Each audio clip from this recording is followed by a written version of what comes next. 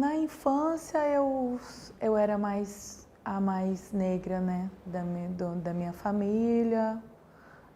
A família é uma família de descendentes italianos, então sempre tinha assim as piadinhas do tipo de cabelo, a formação corporal, mas foi uma família a qual eu tive condição de estudar, ter educação, ir para a escola.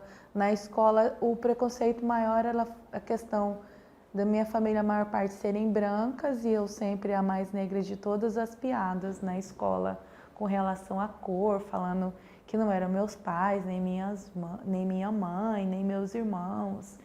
Há 40 anos e eu tenho 46 anos.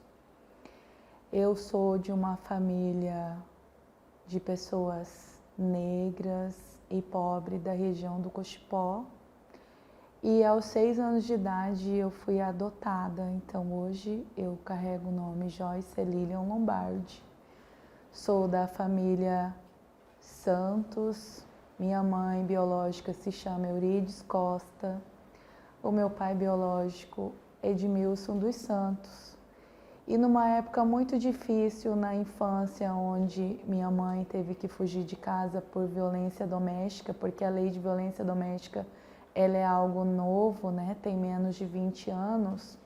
A gente ficou em casa, eu e minha irmã, sendo cuidadas pelos meus parentes paternos, até que eu fosse adotada pela família Lombardi, aonde meu pai adotivo se chama Jairo Lombardi e minha mãe adotiva Joana Dark Almiro Lombardi.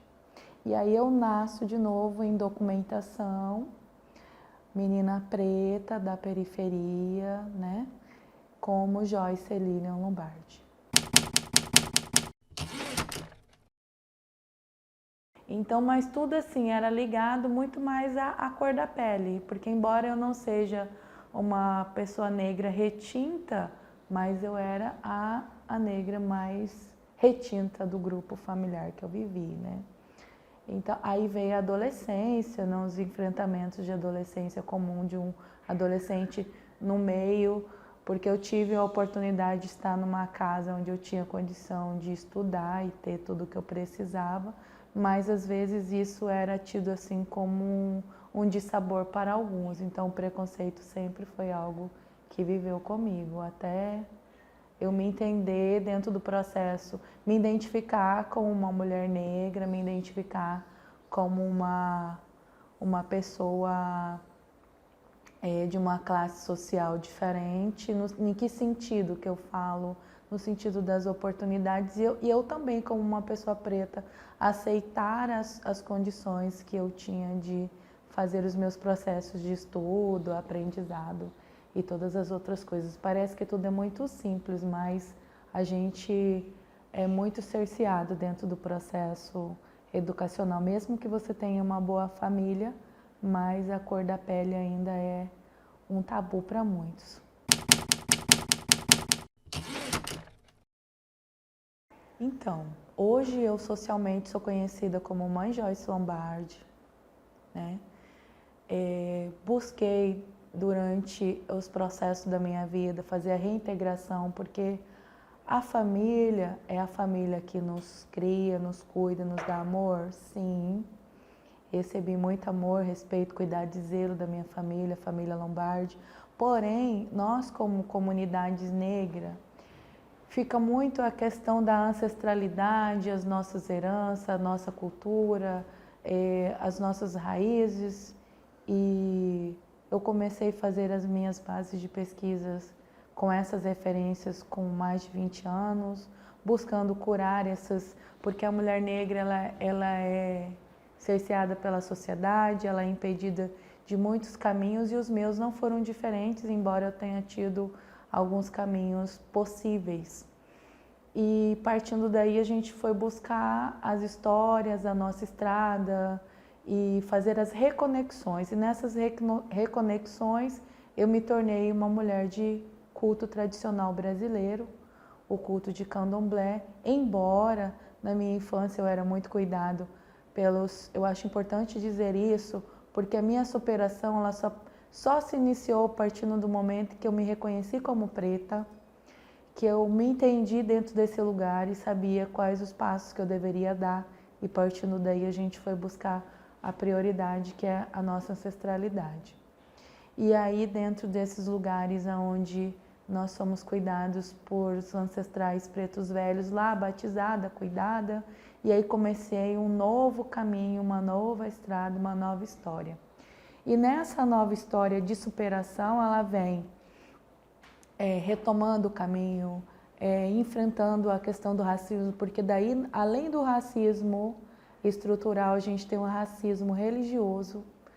Quando você assume que você é uma pessoa de tradição de matriz africana, considerado uma religião de preto, uma religião de pessoas negras, o que não é somente pessoas negras, nós temos pessoas retintas e não retintas dentro da religiosidade, mas aí os enfrentamentos vieram por várias circunstâncias.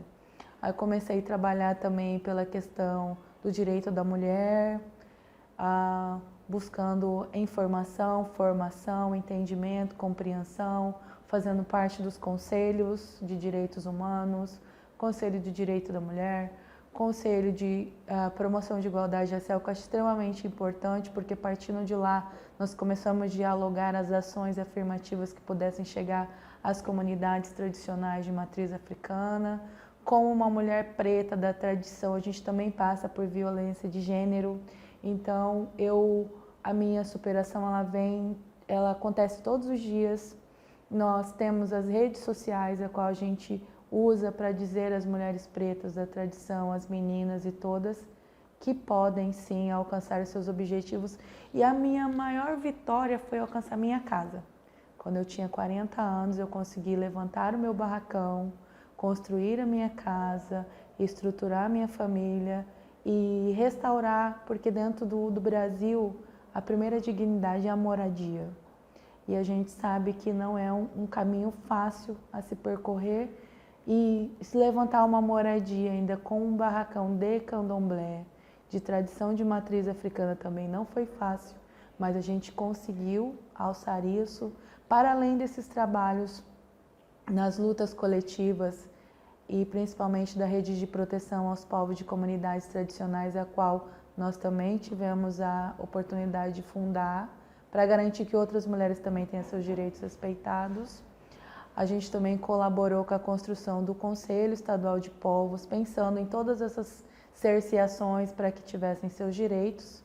E eu acho que a minha maior conquista foi a recente, a qual eu estou dentro da faculdade com quase 50 anos, fazendo direção teatral, e estou produzindo espetáculos, a qual trabalho especificamente com recorte racial e com a cultura de matriz africana, e falando das ancestrais femininas e do potencial dessas mulheres para todas as mulheres pretas e não retintas também. Não pode esquecer também que eu já fui apresentadora de TV do canal Web Kizomba, Ancestralidade Viva. E é importante também dizer, nós temos uma instituição que se chama, sou fundadora de uma instituição que se chama Instituto Estadual Sementes do Bem, do qual nós já atendemos mais de 7.000 famílias dentro de Cuiabá, e nós também atendemos 5 municípios, entre eles Rondonópolis, Várzea Grande, Cáceres, Pedra Preta, Chapada e Santo Antônio do Levegé. Dessas 7.000 famílias, 80% são mulheres, são mães, que são arrimos de família. E lá dentro dos projetos nós temos desde curso de corte e costura, já tivemos curso de depilação, já tivemos doação de armação de óculos, consultas oftalmológicas e várias ações, inclusive até ensinar a montar um currículo. E para além disso, uma das nossas principais lutas na nossa região, como mulher preta, foi a garantia da manutenção da posse de mais de 500 famílias no local onde a gente estava.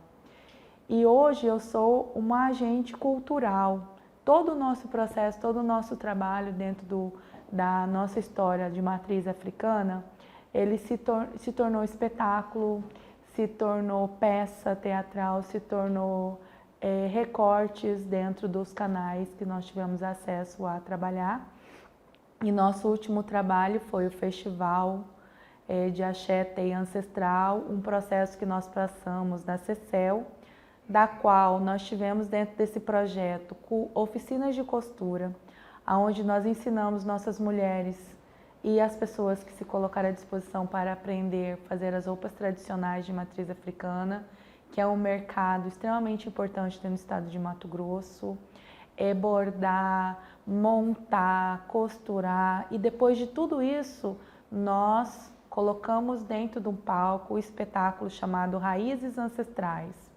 Então esse trabalho já foi desenvolvido dentro da faculdade, que eu estou fazendo faculdade da MT Escola de Teatro, Direção Teatral, aonde nós levamos a história dos nossos ancestrais de matriz africana que foram sequestrados de África, do sul de Benin, trazidos para o Brasil e sofrido toda a cerceação de língua, de fala, da história. Então, dentro do espetáculo, a gente traz essa estrutura da história da África para dentro do Brasil, para dentro do Mato Grosso, e a gente conta a história do nosso ancestral primordial, que é Bessem, dentro da tradição de Benin, em Jeje, a língua Fumbê, nós trouxemos para dentro do palco, contando a história dele, contando a história de outros antepassados de matriz africana e essa integração dentro do estado brasileiro e do estado de Mato Grosso, unindo culturas, unindo tradição, porque dentro do espetáculo nós tínhamos pessoas da tradição, tínhamos evangélicos, tínhamos pessoas que não possuem nenhuma religião e tínhamos pessoas de todas as idades. A caçula tinha 4 anos, a mais velha 86. Então eu acredito que nós levamos esse espetáculo para dentro do Cine Teatro. Foi a primeira vez que um projeto de matriz africana ocupou a estrutura, desde a exposição até o espetáculo final, com um grande público, por ser um primeiro trabalho desenvolvido por mim, juntamente com o apoio de editais culturais.